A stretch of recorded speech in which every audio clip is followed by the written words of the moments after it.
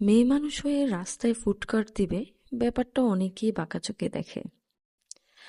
কিন্তু সব বাধা অতিক্রম করে আমি ডিসাইড করলাম যে আমি নিজে কিছু করব। তাই আরেক ফ্রেন্ডকে সাথে নিয়ে শুরু করে দিই হান্ডি বিফ, হান্ডি হাঁস ও খোলাজা পিঠার ফুডকার্ট, যেটা আগারগাঁ নতুন রাস্তা পরিসংখ্যান ভবনের সোনালী ব্যাংক বুথের একেবারে সামনে।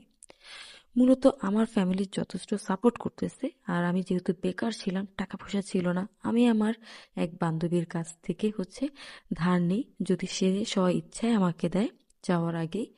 তো মূলত বাজার থেকে শুরু করে টোটাল দোকানটা ওপেন করা, রান্না করা, তারপরে ক্লোজ করা অনেক টাফ। আমাদেরকেই সবকিছু করতে হয়, আমরাই এখন সবকিছু আর কি। মার্কেটিং থেকে শুরু করে অ্যাকাউন্টস, তারপরে অ্যাসিস্ট্যান্ট, এভরিথিং। যদিও রান্নাটা আমার মায়ের টোটালি রেসিপি, কজ সে মেরিনেট করে দেয়,